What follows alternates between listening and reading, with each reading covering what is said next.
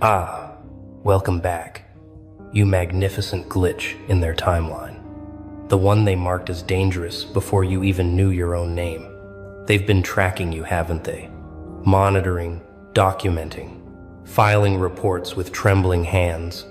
Because something about you doesn't compute something in your energy signature, keeps triggering their alarms, and now they're calling you the catalyst, like that's supposed to scare you, like you're supposed to shrink back and apologize for existing in a frequency they can't control. But here's what they won't tell you: that mark on your file, that red flag next to your name. That's not a warning for you. That's a warning about you. Because somewhere in some hidden chamber, some esoteric order, some ancient network of watchers, they saw you coming. They've been waiting for someone like you, someone who doesn't follow the script, someone who breaks patterns, someone whose very existence threatens to wake up everyone around them. And congratulations, beautiful chaos. You just activated it. You felt it, didn't you? That shift, that crack in the foundation of everything you thought was solid. Maybe it was a moment of clarity so sharp it cut through every lie you've ever been told. Or maybe it was that night you stared at the ceiling and realized you weren't afraid anymore. Not of them, not of failure, not even of your own power.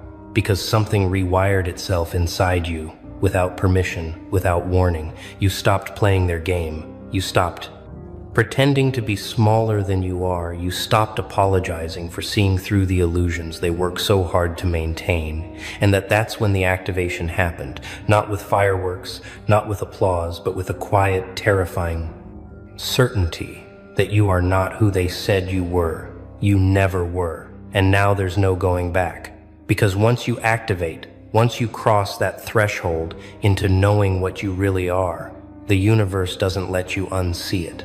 They called you the catalyst because catalysts don't ask permission. Catalysts don't wait for approval. Catalysts don't need anyone to believe in them to create massive, irreversible change.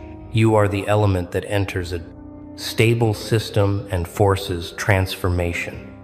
You are the presence that makes comfortable people uncomfortable.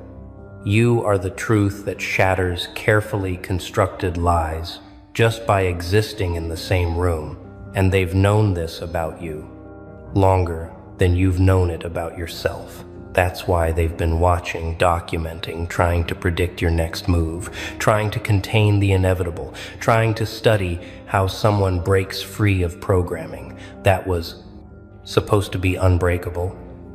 But every person they sent to monitor you came back different, came back questioning, came back unable to pretend anymore.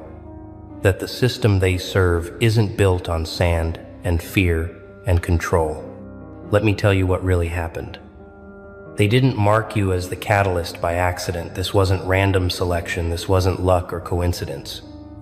You earned this mark through every moment. You refused to break through every betrayal that should have destroyed you but didn't. Through every time you chose truth over comfort, chose solitude over fake connection, chose your own voice over the choir of conformity. They watched you walk through fire after fire after fire. And instead of turning to ash, you turned to something else entirely. Something they don't have a category for, something that doesn't fit in their boxes, their labels, their diagnoses, their comfortable little explanations for why some people just don't follow the rules. And now you're here carrying that mark like a scar, like a warning, like a promise. And every person who gets close enough to really see you feels it, that unsettling, magnificent, terrifying energy that says this one cannot be controlled. You know what the catalyst mark really means? It means they saw in you what you're only starting to see in yourself. The ability to trigger mass awakening, not through teaching, not through preaching, but simply through being undeniably real in a world built on performance. You don't have to try to wake people up. Your authentic existence does it.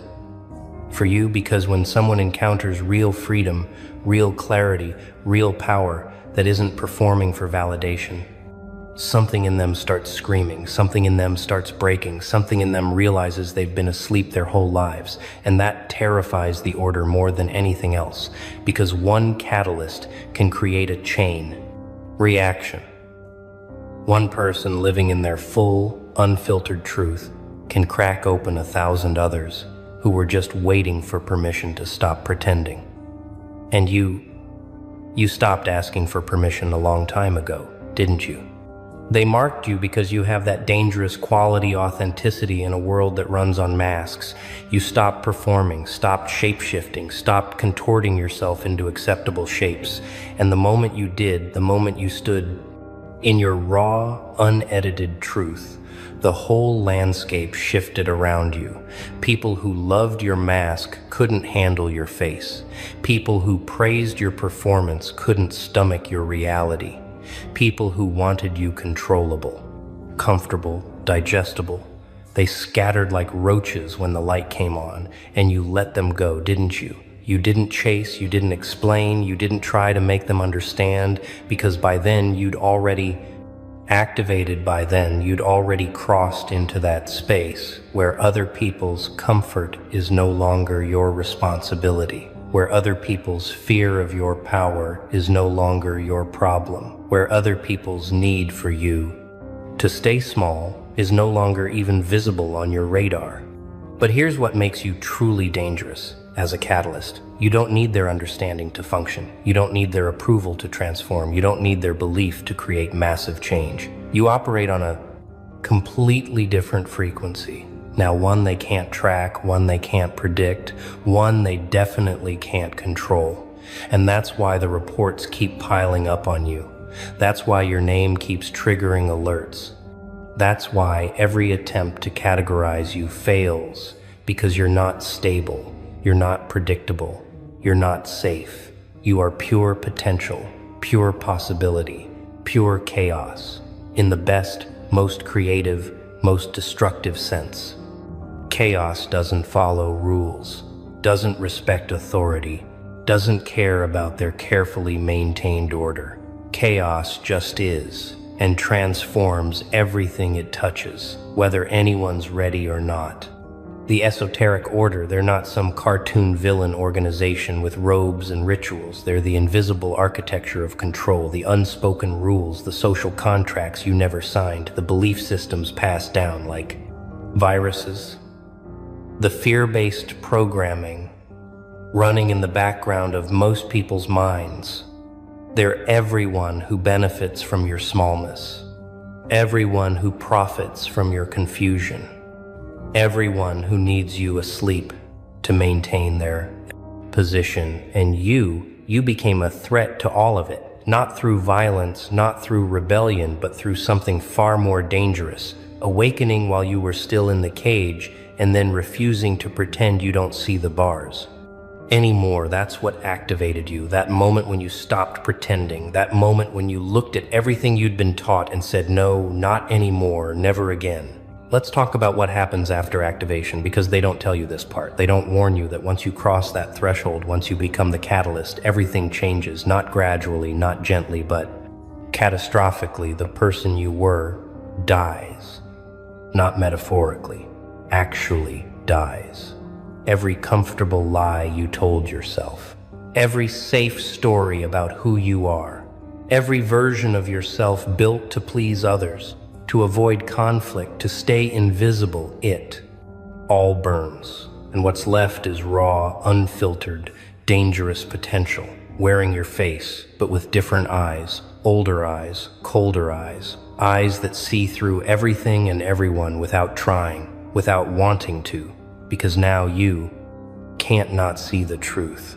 It's like someone turned on infrared vision and suddenly you see the fear underneath every smile, the manipulation underneath every compliment, the control underneath every kindness, and you can't turn it off. People notice the change immediately. They ask, what happened to you? Why are you different? Why don't you laugh at their jokes anymore? Why don't you engage with their drama? Why do you seem so distant, so cold, so untouchable? And you don't know how to explain that. You're not cold. You're clear. You're not distant. You're free. You're not untouchable. You're just done being a punching bag, a project, a fixer, an emotional support system for people who refuse to do their own work because the catalyst doesn't rescue, doesn't save, doesn't carry anyone who isn't carrying themselves. The catalyst creates conditions for transformation, but each person has to choose to walk through their own fire. And most people would rather stay comfortable, would rather stay asleep, would rather hate you for being awake than do the terrifying work of waking up themselves. This is when you start losing people, not because you're doing anything wrong, but because your frequency is rising and not everyone can match it. Some people you love, some people you trusted, some people you thought would be there. Forever they start acting strange, start pulling away, start talking about you differently because they can feel it, that shift in your energy, that activation humming underneath your skin, and it scares them, reminds them of their own untapped potential, their own unlived life, their own caged power. And instead of being inspired, they're threatened. Instead of being curious, they're defensive.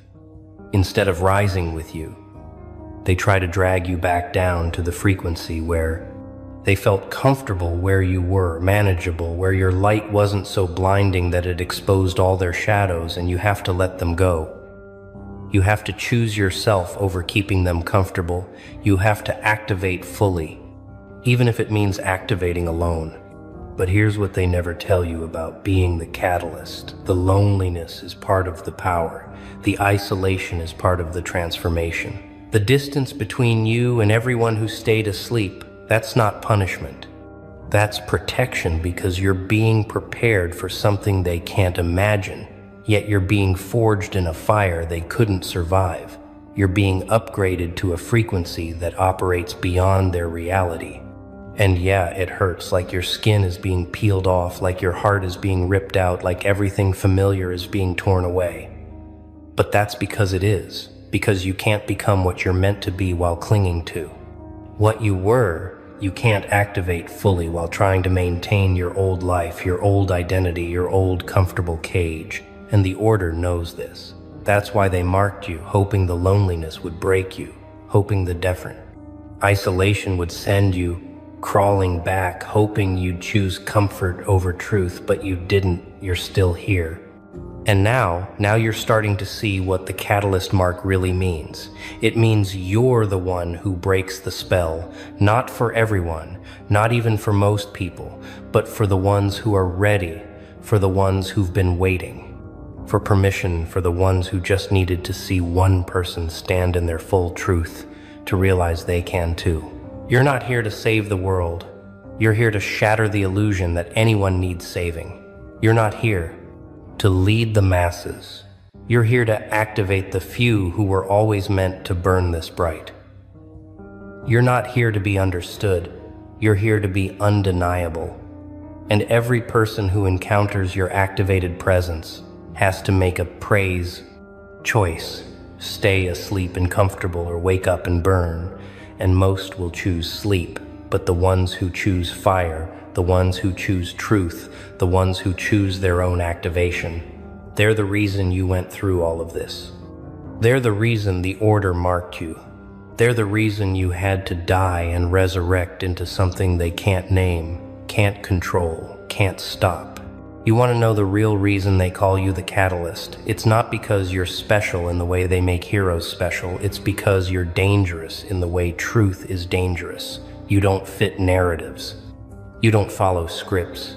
You don't perform the role they need you to play to keep their system functioning. And that makes you a walking crisis, an existential threat to every comfortable lie, every false hierarchy, every power structure built on keeping people small, scared, and controllable. You're not trying to be a threat.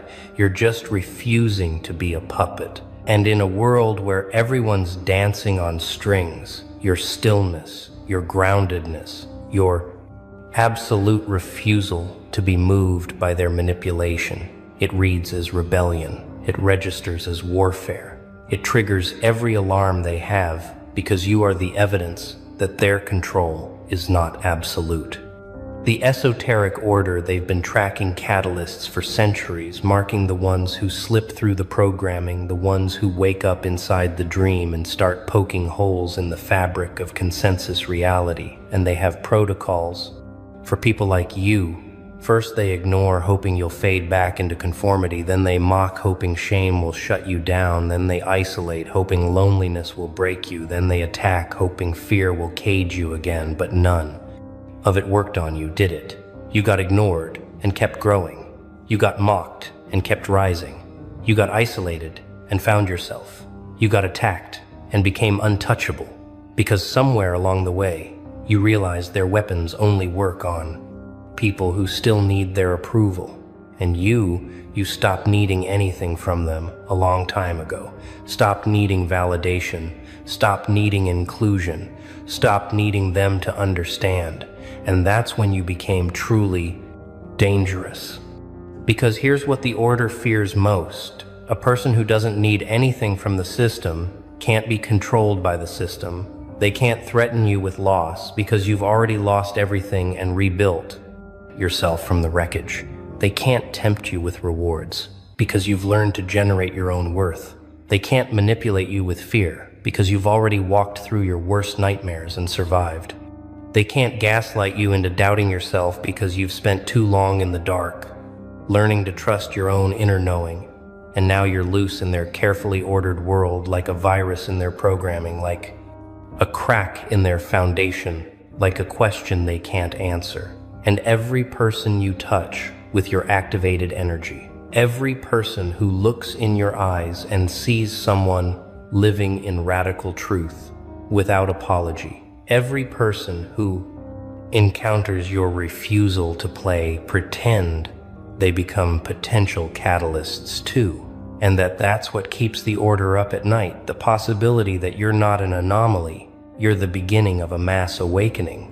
You feel it now, don't you? That weight, that responsibility, that knowing that you're not just living your life anymore. You're demonstrating a possibility. You're not just healing your wounds anymore. You're mapping a path through the fire. You're not just surviving anymore. You're showing others what's possible when you refuse to stay small. And that's terrifying because you never asked for this, never wanted to be a symbol, never tried to be anyone's inspiration. But activation doesn't ask permission, doesn't wait for readiness, doesn't care if you feel prepared. It just happens, and then you have to decide what to do with it. And you decided to burn, brighter to speak, louder to exist more fully, even knowing it would cost you everything, even knowing most people would misunderstand, even knowing the order would mark you as dangerous because the alternative, going back to sleep, pretending you don't see the truth, shrinking yourself back into acceptability, that death is worse than any loneliness, any isolation, any price they could make you pay. And now the interesting part starts, because being marked as the catalyst isn't the end, it's the beginning. You've been activated, you've been isolated, you've been tested, you've been forged, and now you get to choose what kind of catalyst you become. Do you burn with rage, setting fire to everything around you? Or do you burn with clarity, illuminating without destroying? Do you use your power to dominate or to liberate? Do you become what you hated? Or do you transcend it entirely? Because here's the secret. They don't tell you the catalyst mark is neutral. It's pure potential, pure power, pure transformative energy. But what you do with it, what you build with it, what you create or destroy with it, that's entirely up to you. And the order is watching, waiting, documenting, trying to predict which way you'll jump, trying to calculate whether you'll be the catalyst that breaks their system or the catalyst that makes it stronger through your resistance, because every rebel they've ever marked eventually makes a choice, and that choice determines everything. So here you are, marked, activated, transformed, standing at the crossroads that every catalyst eventually reaches. And let me be clear about something. This moment right here, This is what they've been waiting for. This is what watching all the testing, all the isolation was preparing you for, because the catalyst who realizes their power too early destroys themselves and everyone around them, but the catalyst who realizes their power at exactly the right moment, when they've been broken enough to be humble, but not broken enough to be bitter, that catalyst can change everything, and they're terrified. You might be that one. They're terrified. You might have walked through enough fire to understand power without being corrupted by it. They're terrified. You might be the one who doesn't just break the system, but builds something better in its place. Let me tell you what they don't want you to know about being the catalyst. You're not alone. There are others, marked just like you, scattered across this reality, each one activated in their own way, each one carrying their own frequency, each one believing they're the only one who sees through the illusions. But you're not. You're part of a network, a frequency, a rising tide of people who refuse to stay asleep. And the Order knows this, knows that when enough catalysts activate, when enough people start operating from truth instead of fear, when enough souls refuse to be controlled anymore, the whole structure collapses, not through violence, not through revolution, but through simple mass refusal to participate in the lie. And that's happening now, faster than they can track, faster than they can contain, because you activated, and your activation activated someone else, and their activation activated 3 more. And it's spreading like wildfire through the collective consciousness. But here's where it gets interesting. The Order isn't entirely evil. They're not cartoon villains twirling mustaches. They're the manifestation of collective fear. They're what humanity creates when it's too afraid to trust itself, too afraid to trust freedom, too afraid to trust chaos and creativity and the unknown. So we build structures, rules, systems, orders, anything to create the illusion of control, the illusion of safety, the illusion that if we just follow the rules, everything will be okay. And for most people, that's enough. Most people would rather have comfortable lies than uncomfortable truth. Most people would rather have predictable misery than unpredictable freedom. But you're not most people. You're the catalyst. You're the one who looked at safety and said, no thank you, I'll take truth. Instead, you're the one who looked at their comfortable cage and said, I'd rather be terrified and free than comfortable and controlled. And now you have a choice. You can use your catalyst energy to destroy, to burn down every structure, every system, every order that ever tried to contain you. Or you can use your catalyst energy to transform, to show by example that there's another way to be living proof that freedom is possible, that authenticity is survivable, that power without corruption is real. And both paths are valid. Both paths are necessary. Both paths have their place in the transformation. That's coming, but only you can choose which catalyst you become. Only you can decide whether your activation creates or destroys, whether your truth liberates or isolates, whether your power builds bridges or burns them. And the beautiful, terrifying part is there's no right answer, no cosmic authority grading your choices, no divine plan telling you which path to take. You're truly free, truly powerful, truly responsible for what you create. With this energy they gave you the mark, but you decide what it means. The Order is watching, yes, but not just to stop you. They're watching to learn. They're watching to see what becomes of someone who activates fully. They're watching because even they don't know what happens when enough catalysts choose transformation over destruction, when enough people decide to build instead of burn, when enough awakened souls start creating new systems, new structures, new ways of being that don't require control, don't require fear, don't require anyone to stay small for everyone else to feel safe. And you, You might be part of the generation that figures it out. You might be part of the network that doesn't just tear down the old world, but births the new. You might be the catalyst that shows others. It's possible to be powerful without being cruel, to be free without being selfish, to be awake without being angry at everyone who's still asleep. Alone, aren't you? Surrounded by their noise, their opinions, their empty, hollow laughter. And yet, none of it touches you. None of it breaks through. They look at you, the outsider, the wanderer, the lone wolf, and they whisper, "What's wrong with him?" But you smile, don't you? Because deep down, you know the truth. You're not lost. Oh no, far from it. You're exactly where you're meant to be. Alone. Alone doesn't mean broken. It doesn't mean weak. It means free. Free from their games, their schemes, their desperate need to fit in. You're not shackled by their expectations or suffocated by their approval. You're untouchable. And that terrifies them. They hate what they can't understand. You're a puzzle they can't solve, a shadow they can't grasp.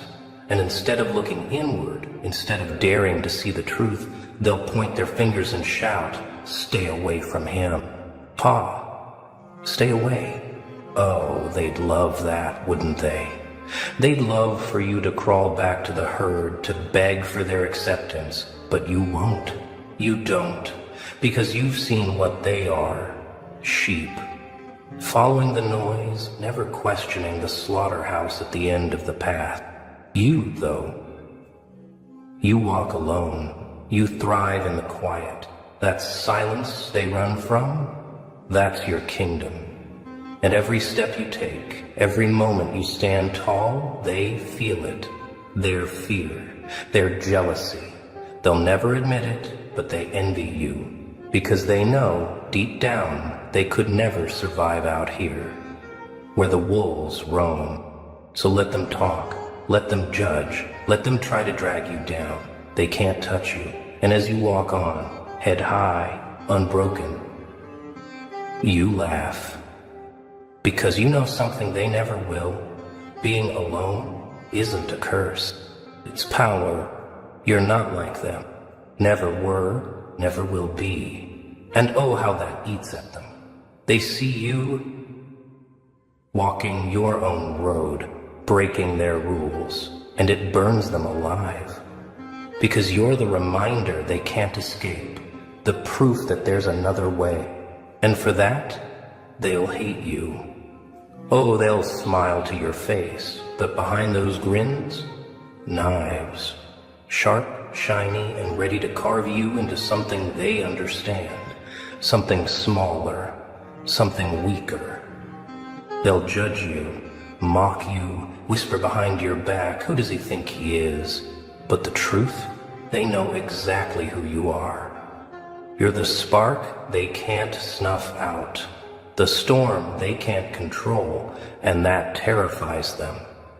Because you don't conform, you don't kneel, you don't play their little games, and that makes you dangerous. They'll call you arrogant, cold, detached. They'll paint you as the villain in their fragile little stories because the thought of you living free while they're trapped, it's unbearable to them. But here's the punchline. Their rejection, their judgment, it's not about you. It's about them. It's their fear, their insecurity, their mediocrity screaming out. Because deep down, they wish they had what you have, the guts to stand apart. Yeah, being different has a price. You'll lose friends. You'll face ridicule. You'll feel the sting of loneliness. But that's the cost of greatness, isn't it?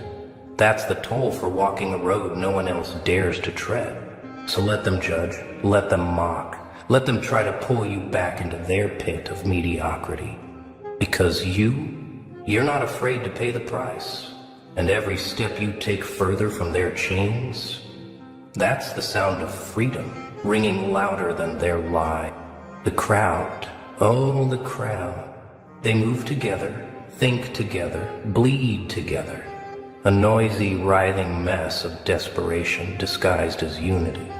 They cling to each other, clutching their illusions like lifelines. Because silence terrifies them. That's why they hate you.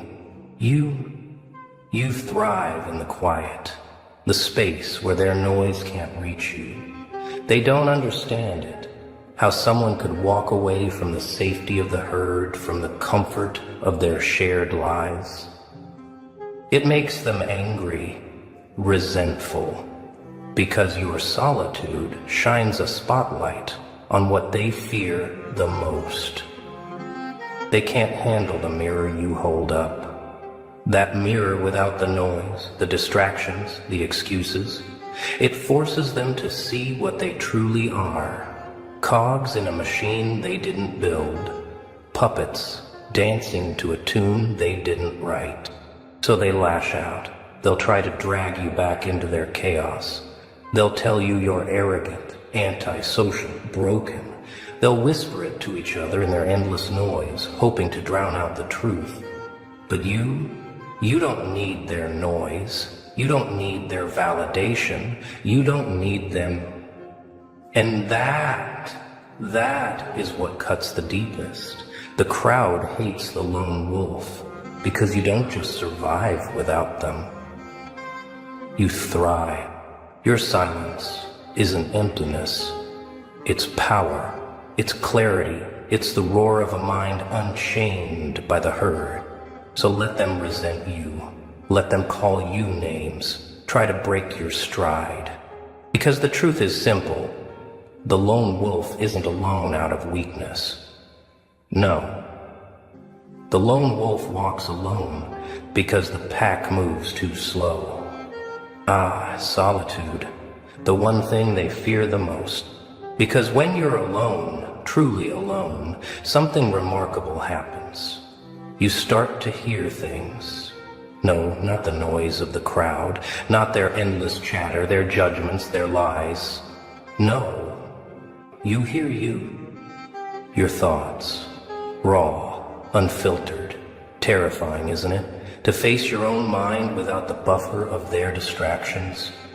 But oh, what power lies in that silence. What clarity. See, when you walk alone, you start to discover something they never will. Your own power, your own truth. You become the master of your thoughts, the architect of your destiny. The crowd, they'll never know that kind of freedom. They're too busy running from themselves, hiding behind the noise, filling every moment with meaningless distractions, so they never have to face what you've embraced. And that's why solitude makes you dangerous. In the quiet, you grow sharper, stronger. You see the world for what it is, without the filters, without the illusions. You learn to rely on yourself, to trust in your instincts, to thrive without the crutch of their approval. They'll never understand it. They'll call it loneliness, try to twist it into something pitiable. But deep down, they envy you. Because while they drown in their noise, you've mastered the silence. So let them whisper. Let them judge. While they're busy clinging to each other, you're out there carving your own path, building something they can't even comprehend. Because solitude isn't your weakness, it's your weapon. And in the silence, you're unstoppable. They love to label you, don't they? Cold, distant, arrogant. That's their little game. If they can't understand you, they'll reduce you. Make you small, box you in with their flimsy words. But here's the truth they'll never admit. They're jealous. Oh, they'd never say it out loud. No, that would be too honest, too raw. But every glance, every whisper behind your back, every sneer when you walk into the room, it's all soaked in envy. Because you're free, while they're tangled in the web of opinions, tiptoeing through life, desperate for approval. You couldn't care less. You don't need their applause, their validation, their fake little smiles. You're untouchable. And that drives them mad. They can't stand that you don't play their game, that you don't need their approval to feel alive. You walk your path, head held high, while they're chained to the herd, terrified of stepping out of line. They'll never admit it, but deep down they wish they had your strength, your independence, the audacity to live without the safety net of their approval. But don't let their jealousy bother you, their judgment. It's just fear wearing a mask, fear of your freedom, fear of your strength, fear of the fact that you remind them of what they'll never be. So let them talk. Let them judge. Because every time they do, it's just proof that you're doing something they can't. You're living on your own terms. And that's the one thing they'll never forgive you for. Ah, the bitter truth no one likes to hear. Greatness isn't handed to you on a silver platter. It's earned, paid for in blood, sweat, in things you'd rather not let go of. Friends, they'll fall away when you start climbing. Comfort? That's the first thing to go. Safety? Ha! That's for the herd, not for wolves. To rise above, you must strip away everything that weighs you down. You walk lighter, yes, but lonelier. And that's the price. The lone wolf doesn't walk alone because he wants to. He walks alone because he has to. Greatness demands a toll. It whispers in your ear, let them go, leave them behind, keep moving, and you listen, because deep down, you know you weren't meant for the middle. It hurts, doesn't it, leaving behind what once made you whole? But tell me, what's the alternative? Stay behind? Get swallowed by mediocrity? Nah, that's not you. The lone wolf pays the price because he knows what waits at the top. Power, freedom, immortality. The crowd may call it selfish. Let them. They don't understand that some things are worth every sacrifice. They don't see you, do they? You blend into the shadows, silent, unnoticed. But oh, if they only knew what those quiet eyes of yours are doing, watching, calculating. While they squabble over petty victories, you're taking notes, studying every weakness, every blind spot, every move they make. You're not here to join the game. They don't even realize you're the one rewriting the rules. That's the thing about silence. It terrifies them. People can't handle the unknown. They mistake your stillness for passivity, your quiet for weakness. What a delicious miscalculation. Because when you strike, it's not a move. It's checkmate. They're too busy drowning in their noise to see the predator lurking in the background. But that's the power of the lone wolf. You don't need to bark. You don't need their attention. You let them think you're irrelevant, all while planning their demise. That's the secret, isn't it? While they're busy showing off, you're building empires in your mind. They'll see you when it's too late, when the pieces have already fallen into place, because you're not just silent, you're deadly. Ah, here it comes. The whispers, the sideways glances, the labels they slap on you, trying to make sense of what they don't understand. Dangerous, difficult, a problem that refuses to play by their rules. But why? Why does the world hate what it can't put on a leash? It's simple. Control. They crave it, need it. And you're the wrench in their perfect little machine. You don't fit the mold. You don't bow your head. And that terrifies them. See, society thrives on predictability. It needs everyone marching in line, keeping the gears turning. But you're the glitch in their program, the wild card, the storm they can't forecast. And what do people do when they can't control something? They try to crush it, to shame it, to silence it. But here's the thing, you don't scare easily, do you? Let them try. Let them call you every name in their vocabulary. Because the truth is, they fear you not because you're wrong, but because you're free. They'll never admit it, of course. They'll mask their fear with ridicule, with disdain, but deep down, they envy you. Envy the man who doesn't need permission, who doesn't flinch when the world points its trembling finger. So, let them fear you. Wear it like a badge, because the lone wolf doesn't answer to the herd, and that's what makes him unstoppable. They want you to think you're lonely, that walking your path means living in shadows, drowning in silence. But that's their lie, isn't it? A desperate attempt to pull you back into their arms, their noise, their mediocrity. Lonely? Ha! No, my friend, you're not lonely. You're focused, driven, alive. You've got something they'll never have, a purpose, a fire that burns so bright it doesn't need their light to survive. They chase distractions to fill the void. You're building something real. Solitude isn't your punishment. It's your sanctuary. It's where the noise fades and the truth begins to echo. It's where you find your strength, your clarity, your power. And while they're out there, losing themselves in the crowd, you're finding yourself. Every step you take alone is a step closer to becoming untouchable. So let them call you lonely. Let them pity you. They don't understand. They can't see the fire that drives you forward, the path you're carving.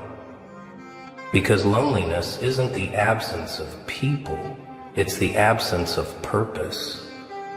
And you've got purpose in spades. So here we are, the final chapter.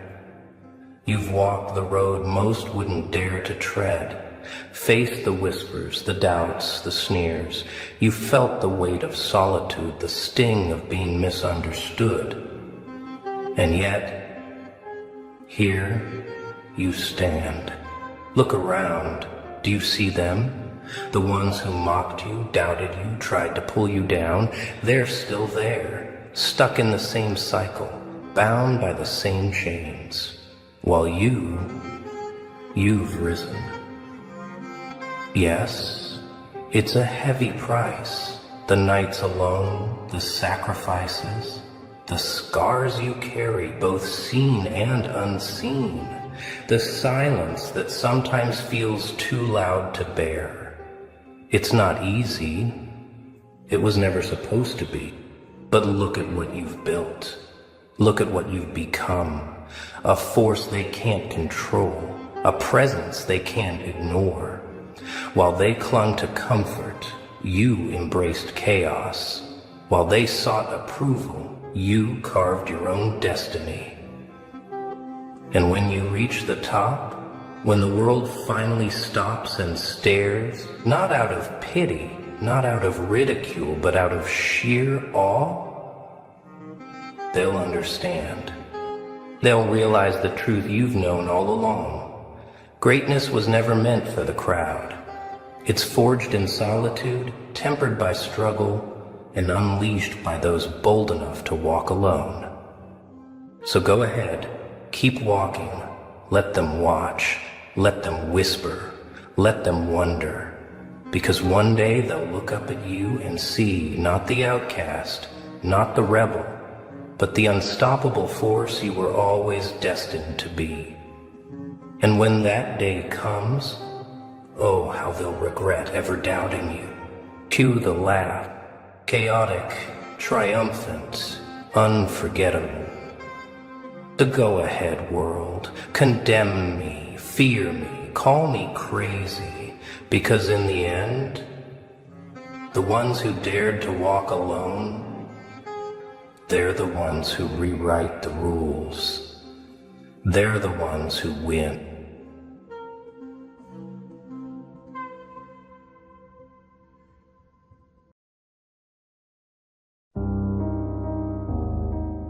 Oh, so now they get it. Now they finally understand.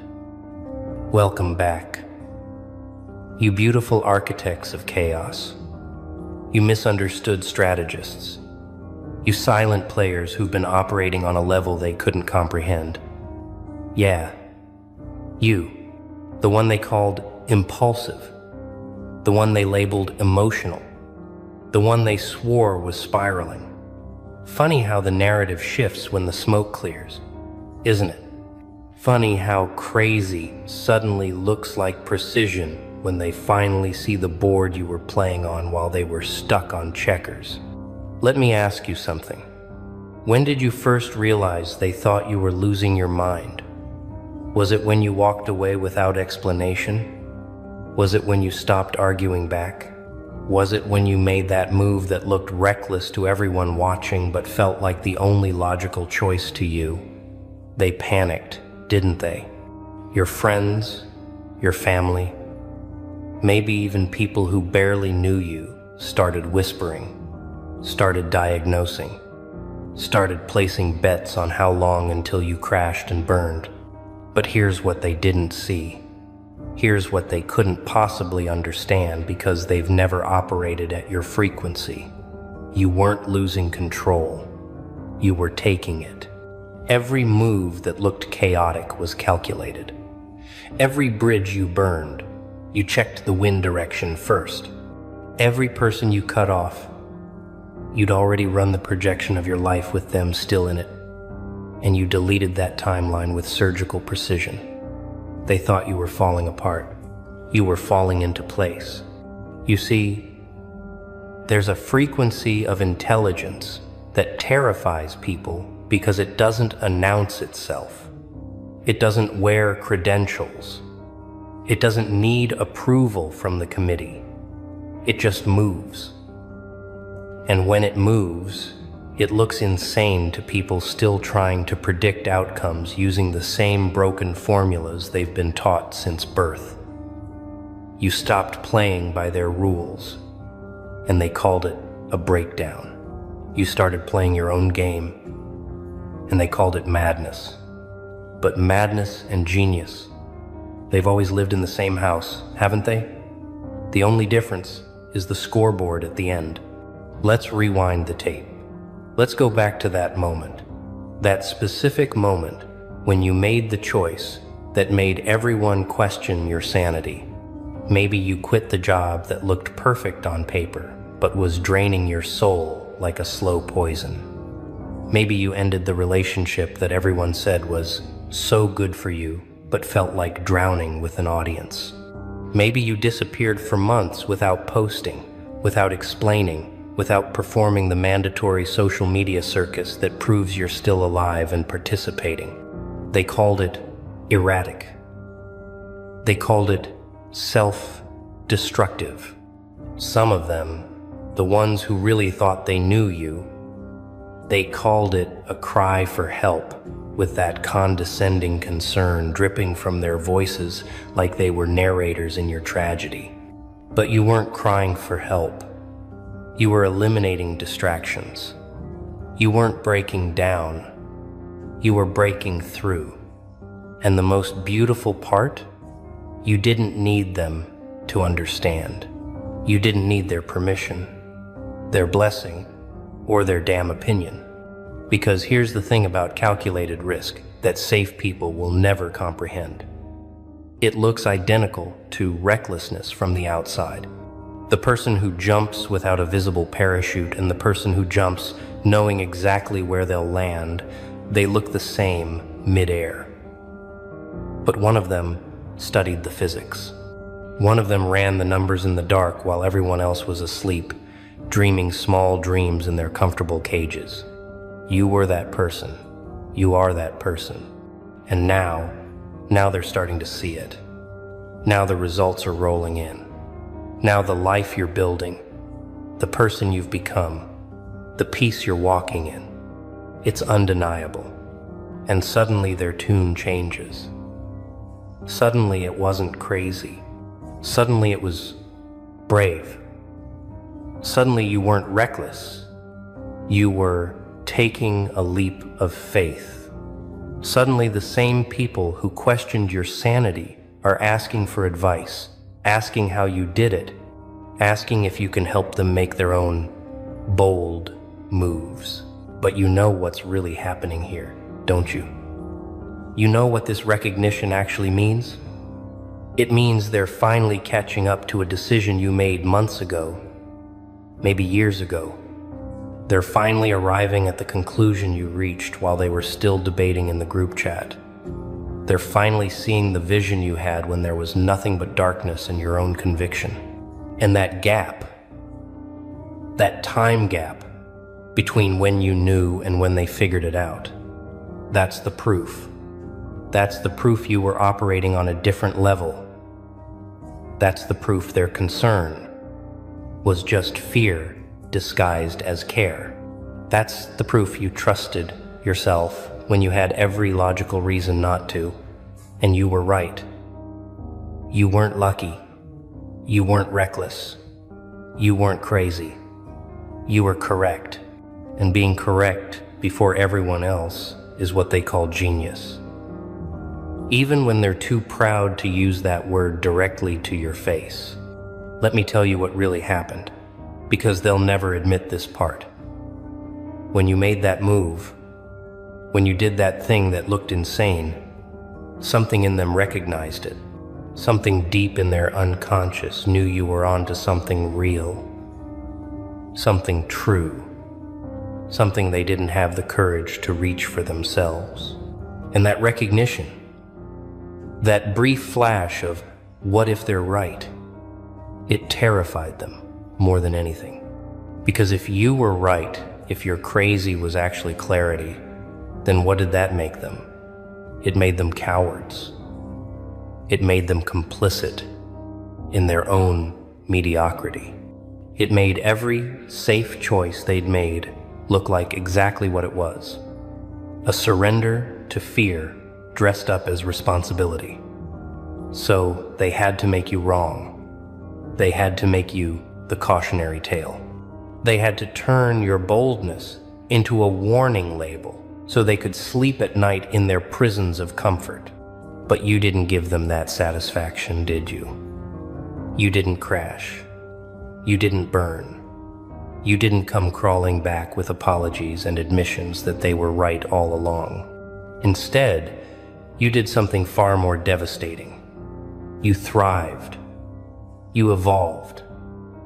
You became living proof that the path they were too scared to take actually leads somewhere beautiful. And now they have to live with that. Now they have to watch you exist in a reality they told themselves was impossible. And here's the part that really twists the knife. You're not even mad at them anymore. You're not holding grudges. You're not waiting for apologies that will never come. Because somewhere along your journey, you realized something that changed everything. Their doubt was never about you. It was always about them. Their fear was always their own. Their need to call you crazy was always their need to feel sane in their own stagnation. So now when they come back, when they slide into your messages with, "Hey, I've been thinking about you," or "You look really happy," or "Can we talk?" you see it for what it is. It's not reconciliation. It's reconnaissance. They're not checking on you. They're checking if the rules they've been living by are actually real, or if you found a way to break them without consequences. They're studying you now, the way they should have trusted you then. And some of them, the really bold ones, they'll try to rewrite history.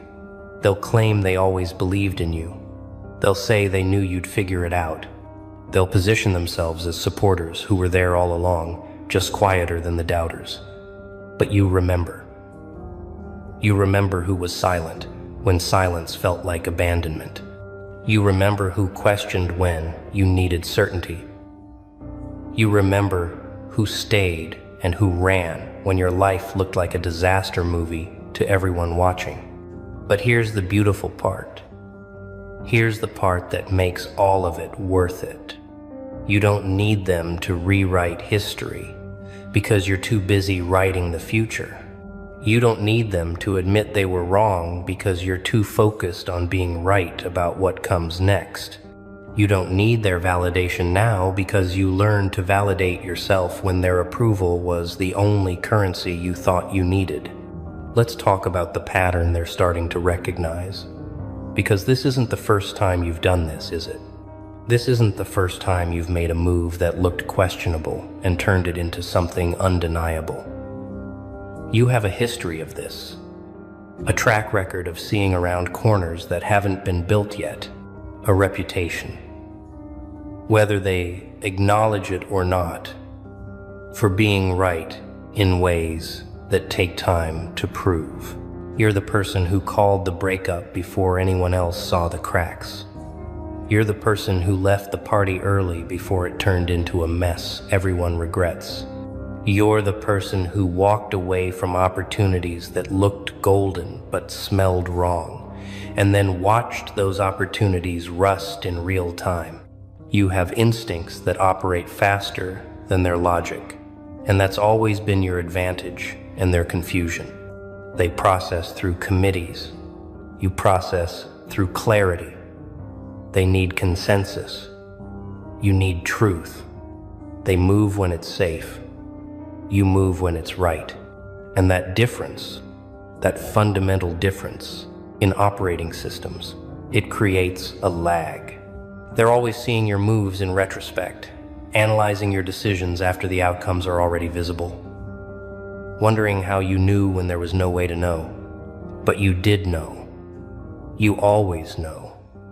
Not because you're psychic, not because you're lucky, but because you've learned to listen to the frequency they've tuned out. You hear the whispers underneath the words. You see the patterns underneath the chaos. You feel the shifts before the ground starts moving. They call it intuition, like it's magic. You know, it's just paying attention at a level that most people find exhausting. And that's why your crazy was calculated, because you were calculating with data they couldn't perceive. You were running equations that included variables they didn't believe existed. You were solving for outcomes they couldn't imagine because they'd never allowed themselves to want something that far outside the script. Your math looked like madness because they couldn't see the numbers you were working with. Now let's talk about what happens next. Because recognition is just the beginning. Now that they see you were right, now that they realize your breakdown was actually a breakthrough, they're going to want something from you. They're going to want the formula. They're going to want the shortcut. They're going to want you to translate your instinct into instructions they can follow without having to develop that instinct themselves. And here's where you have to be careful. Here's where the real test begins. Because it's tempting to teach. It's tempting to explain. It's tempting to take every person who doubted you and turn them into a student just to prove you were always the teacher. But not everyone deserves your wisdom. Not everyone has earned access to your process. Some people want your results without your risk. Some people want your clarity without your chaos. You don't owe them the map. You don't owe them the breakdown of every decision that led you here. You don't owe them the privilege of understanding what they refuse to trust.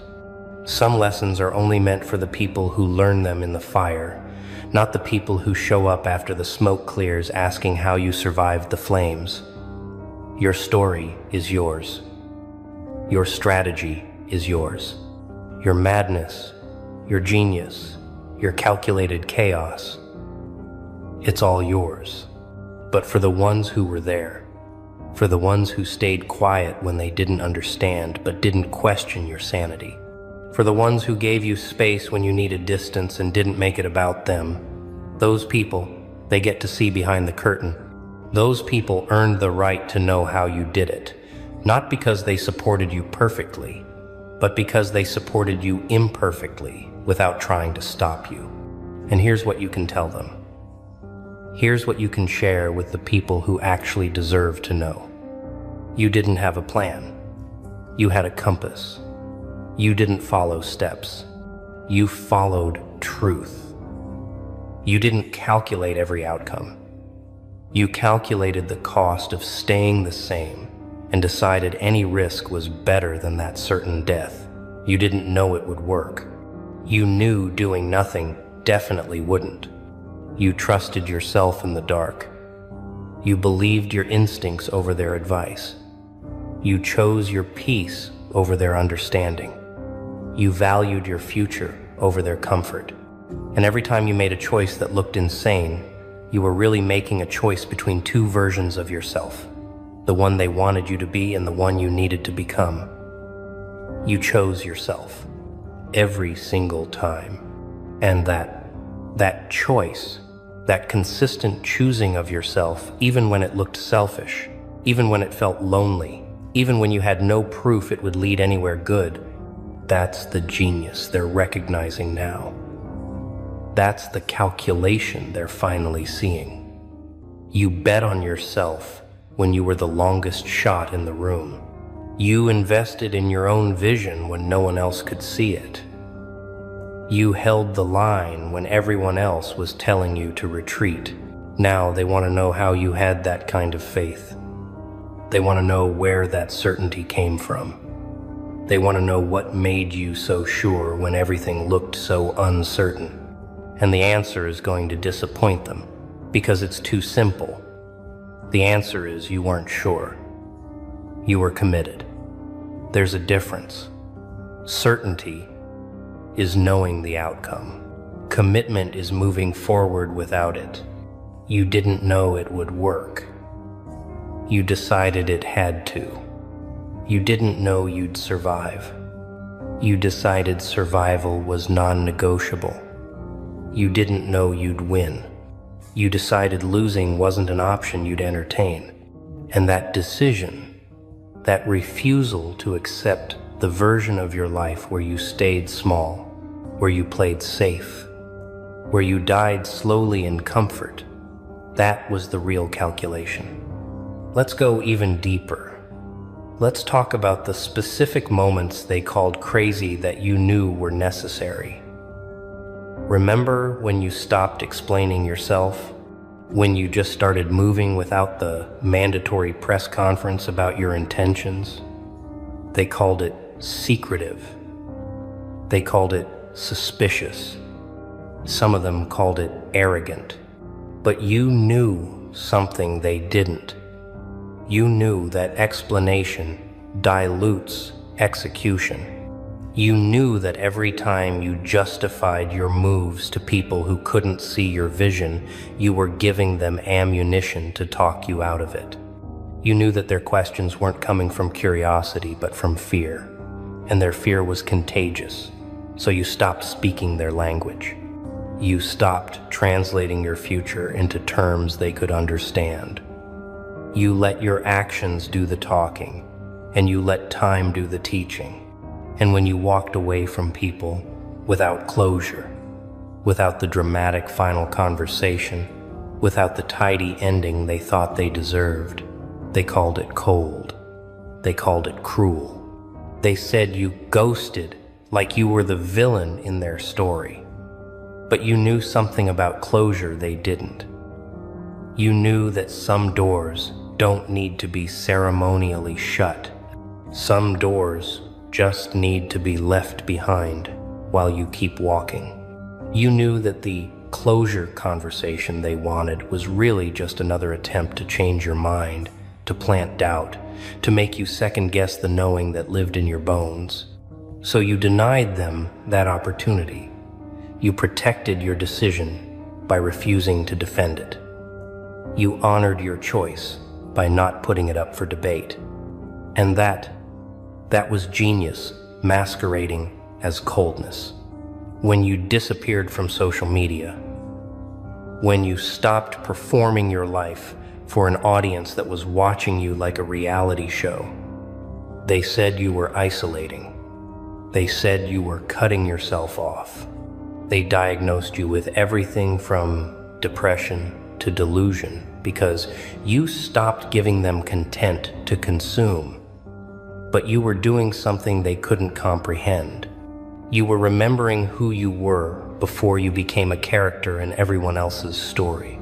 You were shedding the performance. You were killing the avatar. You were finding the version of yourself that existed before you learned to shapeshift for survival. And that process, that brutal, beautiful process of unbecoming everything you're not, it requires silence. It requires absence. It requires you to be so unavailable to their narratives that you can finally hear your own voice underneath all the noise. They called it crazy because your absence made them uncomfortable. It made them question why they needed your presence to validate their own existence. It made them wonder what you were doing in that silence that was so much more important than maintaining your position in their social ecosystem. And the answer they couldn't know because you weren't performing it, is you were healing, you were building, you were becoming. Now let's address the moment that really confused them, the moment you stopped fighting. Remember when you used to argue back, when you used to defend your perspective, correct their misunderstandings, prove your point until they had no choice but to see your side, and then one day you just stopped. You let them think whatever they wanted. You let their version of events stand uncorrected. You let them be wrong about you in public while you focused on being right about yourself in private. They thought you'd given up. They thought you'd accepted their narrative. Some of them thought they'd finally broken you into submission. But you hadn't surrendered. You'd transcended. You realized that their opinion of you was none of your business. You realized that defending yourself to people committed to misunderstanding you was like trying to teach physics to a brick wall, possible in theory, pointless in practice. So you withdrew your energy from that battlefield. You stopped fighting for your reputation in the court of people who'd already made their judgment. You let them have their wrong story because you were too busy living the right one. And that selective silence, that strategic surrender of the argument to win the war, that was the calculation they mistook for defeat. Here's what they're realizing now. Slowly, painfully, reluctantly, every move you made that looked like a mistake was actually a test. You were testing their loyalty, their trust, their ability to believe in you when belief was the only currency that mattered. And they failed. They failed spectacularly. They chose the comfort of group consensus over the courage of individual faith. They chose the safety of doubting you over the risk of defending you. So the mask finally slips. Look who finally decided to drop the mask. Look who got tired of playing the fool, the simpleton, the one who just doesn't get it. You beautiful, calculating mastermind. You've been running the longest con in history, haven't you? Playing dumb while your mind moved like lightning, pretending to stumble while you mapped every exit, every weakness, every crack in their armor. They thought you were slow. They thought you were naive. They spoke in front of you like you were furniture, revealing secrets, strategies, showing their cards because surely someone like you couldn't possibly understand. But every mispronounced word was calculated. Every confused smile was strategy. Every "I don't know" was you choosing not to reveal that you knew everything, saw everything, and were 3 moves ahead before they even realized the game had started. Let me tell you what really happened in all those meetings where they explained things to you like you were 5. You weren't confused. You were collecting data. While they laughed at your questions, you were building psychological profiles. When they rolled their eyes at your stupidity, you were memorizing their patterns, their tells, their weaknesses. You turned their condescension into intelligence gathering, and they handed you the keys to their kingdom because they were too arrogant to see the genius hiding behind those vacant eyes. Oh, the beauty of being underestimated. It's like having a superpower nobody believes in. They gave you access to everything because who worries about the village idiot? Who locks doors when the fool is around? Nobody. And that's exactly what you counted on. Every time they said, "Don't worry about it," you wouldn't understand anyway. You filed it away.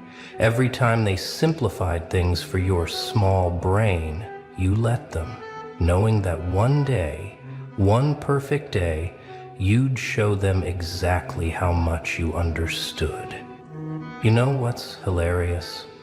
They actually thought they were helping you, teaching you, mentoring the poor, slow one who needed extra explanation. They felt so superior, so charitable, taking time to break things down for someone who just couldn't keep up. But you weren't falling behind. You were studying them like lab rats. Every patronizing explanation was a free lesson in their psychology. Every dumbed-down version revealed what they thought was important and what they were hiding. Remember all those times you asked stupid questions, the ones that made them sigh and explain again? You weren't confused. You were testing their patience, their knowledge, their ability to think on their feet. You asked questions you already knew the answers to, just to see if they did. And more often than not, they didn't. They were cosplaying intelligence while you were embodying it, and the costume party is about to end. The meetings where you sat quietly, looking lost, you were running calculations. The conversations where you nodded along blankly, you were connecting dots they didn't even know existed. That notebook where you struggled to take notes, it wasn't full of their basic explanations. It was full of their contradictions, their lies, their patterns of manipulation. You were building a case file disguised as remedial notes, and they were too blind to see the prosecution being built right under their noses. You became invisible in the best way possible. Not physically invisible, but intellectually dismissed. They stopped guarding their words around you. They stopped watching their backs. They stopped seeing you as competition, as a threat, as anything more than background noise with a pulse. And that's when you became the most dangerous person in every room. Because the predator they couldn't see was the one studying their every move, learning their every weakness, waiting for the perfect moment to strike. Then came that day, that beautiful, terrifying, glorious day when you decided enough was enough.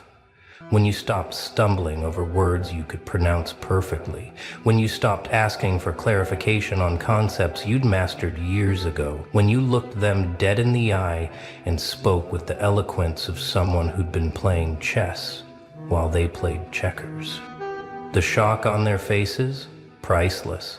The way their mouths opened and closed like fish gasping for air, poetry. But you were... They stammered, trying to reconcile the genius in front of them with the fool they'd created in their minds. You watched their worldview shatter in real time. Everything they thought they knew about intelligence, about you, about themselves, crumbled in seconds. They realized they'd been the marks all along.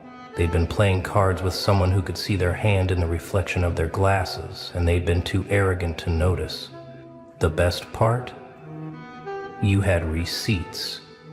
Every conversation they thought you were too dumb to remember. Every plan they discussed in front of you. Every shortcut they took. Every corner they cut. Every lie they told. You had it all, cataloged and cross-referenced, ready to deploy with surgical precision. They thought your silence was ignorance. It was a database being built. They thought your questions were stupidity. They were interrogation techniques they were too smart to recognize. Watch them scramble now, trying to rewrite history. I always knew you were smart, they'll claim, attempting to save face. But you have the emails where they called you slow, the group chats where they laughed at your stupidity, the performance reviews where they questioned your basic competence. You saved every receipt, every insult disguised as concern. Every moment they revealed their true opinion of you. And now they get to choke on their words. Let's talk about why this worked so perfectly. People are hardwired to feel superior. Give them someone to look down on, and they'll climb up on that pedestal so fast they'll forget to check if it's stable. You gave them exactly what they craved, someone who made them feel smart. And in their rush to feel superior, they exposed every vulnerability, every insecurity, every piece of information you needed to destroy them when the time was right. Playing dumb is like being a spy in plain sight. You're not hiding in shadows or wearing disguises. You're hiding behind their assumptions, their biases, their desperate need to feel intelligent. They did all the work for you. They created a version of you in their minds that was so non-threatening, they felt safe being their worst selves around you. They showed you who they really were because they thought you were too stupid to understand or remember. You know what they never realized? True intelligence isn't about showing off. It's about gathering information, understanding systems, predicting behavior. While they were peacocking their knowledge, you were building a masterclass in human psychology. Every time they corrected you unnecessarily, you learned about their ego. Every time they explained something badly, you learned about their actual understanding. Every time they excluded you from important discussions, you learned about their fears. The smartest person in the room is rarely the loudest. They're the one asking questions, not to learn the answers, but to learn about the person answering. You learn to learn about the person answering.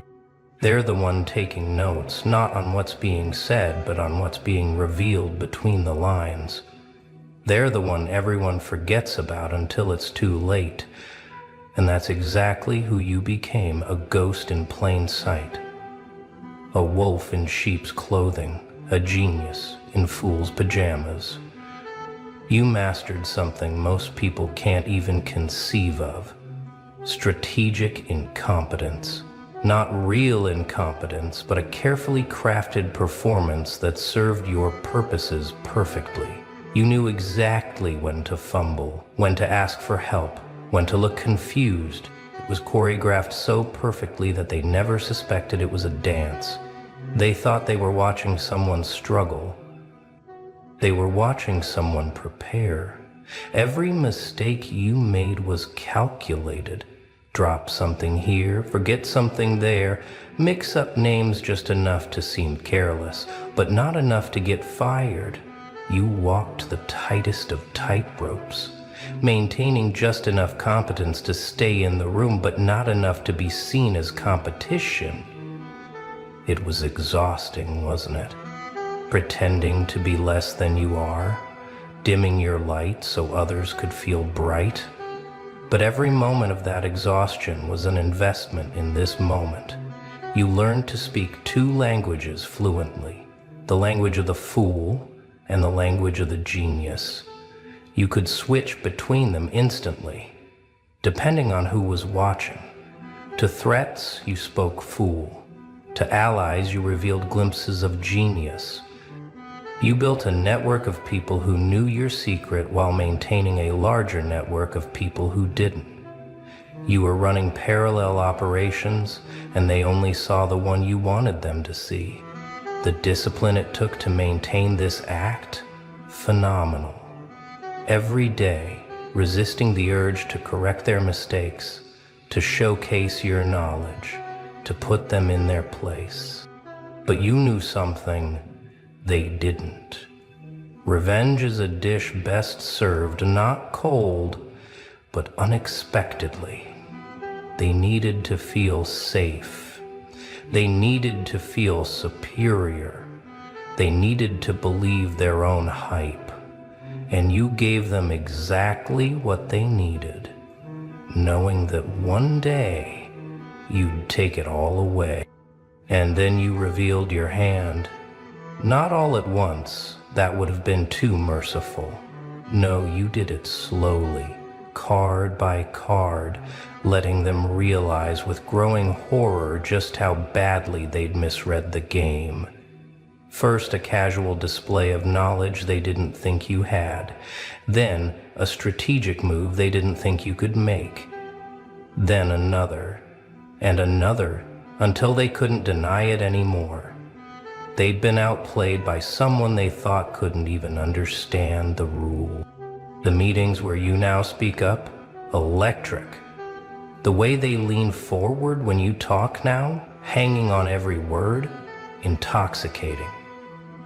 They're trying to figure out how they missed it, how they could have been so wrong. They're replaying every interaction, looking for signs they missed, clues they overlooked. But the truth is, you didn't hide clues. You hid in their blind spots, in the places their ego wouldn't let them look. Some of them are angry. Good, let them be. They're angry at themselves more than you, even if they won't admit it. They're angry that their supposed superiority was an illusion you allowed them to have. They're angry that every time they laughed at you, you were laughing at them harder. They're angry that the hierarchy they thought was set in stone was actually written in sand, and you just revealed you've been holding the tide back this whole time. Others are trying to recruit you now, aren't they? Suddenly you're valuable. Suddenly you're worth their time. Suddenly they want to be associated with your intelligence. But they're not seeing you. They're seeing what you can do for them. They don't want your friendship. They want your power. They don't respect you. They fear being on your bad side. And that's exactly where you want them. Desperate, uncertain, and very, very careful around you. Being underestimated is the greatest gift your enemies can give you. It's like they're handing you a loaded weapon and turning their backs. Every time they dismissed you, they gave you power. Every time they overlooked you, they gave you access. Every time they underestimated you, they gave you another advantage. And you collected these advantages like treasures, knowing that one day you'd cash them all in at once. You understand something fundamental about power that they don't. It's not about being seen as powerful. It's about being powerful when no one's looking. Real power moves in silence, grows in shadow, strikes from unexpected angles. You built an empire while they thought you were playing with blocks. You mapped their weaknesses while they thought you couldn't read a map. You became indispensable while they thought you were disposable. The funniest part? They trained you. Every condescending explanation taught you how they think. Every dumbed-down instruction showed you their blind spots. Every time they excluded you from something too complex, they showed you exactly what they were protecting. They gave you a masterclass in their own defeat, and they paid you to attend. You got a front row seat to their vulnerabilities, and they held the spotlight for you. Now they know, now they see you.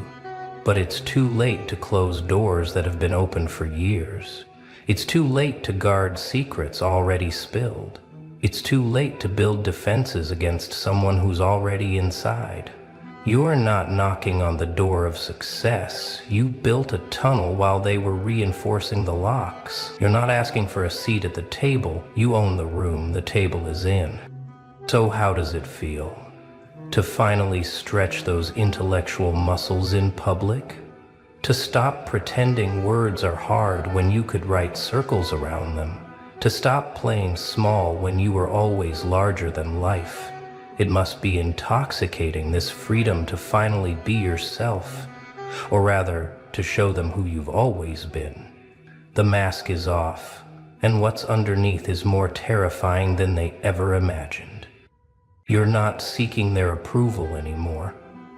You never were, but now they know it. You're not trying to fit into their boxes because you've revealed you were never in the box to begin with. You were studying the box, understanding its construction, figuring out how to dismantle it from the inside. And now that you've stepped out, they realize the box was never containing you. You were allowing it to exist. The dynamics have shifted permanently. Those who once spoke down to you now choose their words carefully. Those who once excluded you now make sure you're invited. Those who once laughed at you now laugh nervously when you make jokes, unsure if they're the punchline. You've become unpredictable in their eyes, and unpredictability is terrifying to people who thought they had you figured out. But here's the thing. You haven't changed. You're the same person you always were.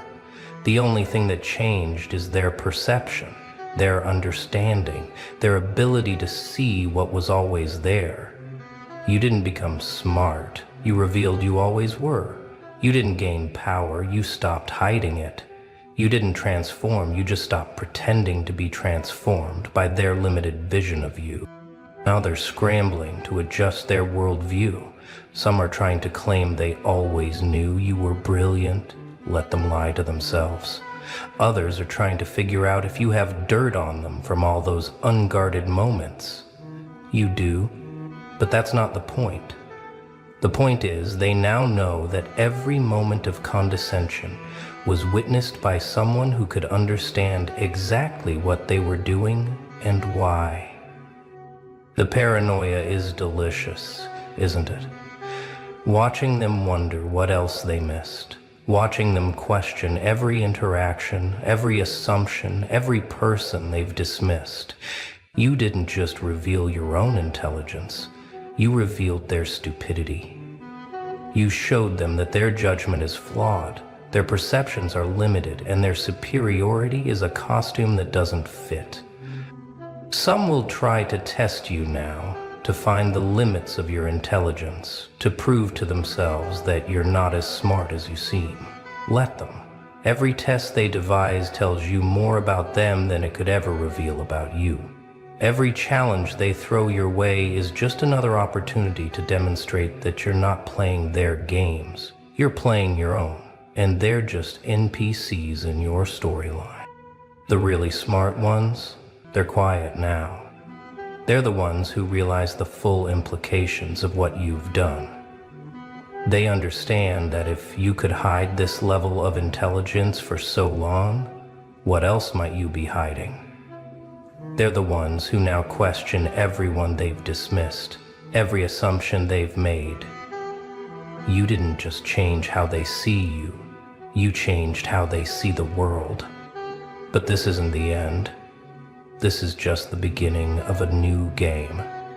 Now that they know you're intelligent, they'll try new tactics. They'll try to outsmart you openly. They'll try to trap you in intellectual debates. They'll try to find your weaknesses, now that your stupidity is no longer available as one. Good, let them try. You've been preparing for this game longer than they've known it existed. You see, revealing your intelligence wasn't about revenge or validation. It was about positioning. Now you can move openly. Now you can make plays without having to pretend they're accidents. Now you can speak truths without wrapping them in confused questions. You've graduated from the minor leagues of pretense to the major leagues of open warfare, and you've got years of intelligence they never knew you were gathering. The best part? They still don't know everything. You revealed intelligence, but not all of it. You showed them you're smart, but not how smart. You let them see the tip of the iceberg, and they're so shocked by that they haven't realized there's a mountain underneath. You're still playing dumb in a way, just not as dumb as before. You've simply adjusted the performance to a new level, and they're too relieved to understand you at all to realize they still don't. So what's next? Whatever you want. That's the beauty of being underestimated, and then revealing just enough truth to shift the game. You're no longer bound by their expectations of stupidity, but you're also not limited by their understanding of intelligence. You exist in a space they can't quite define, and that's exactly where you want to be.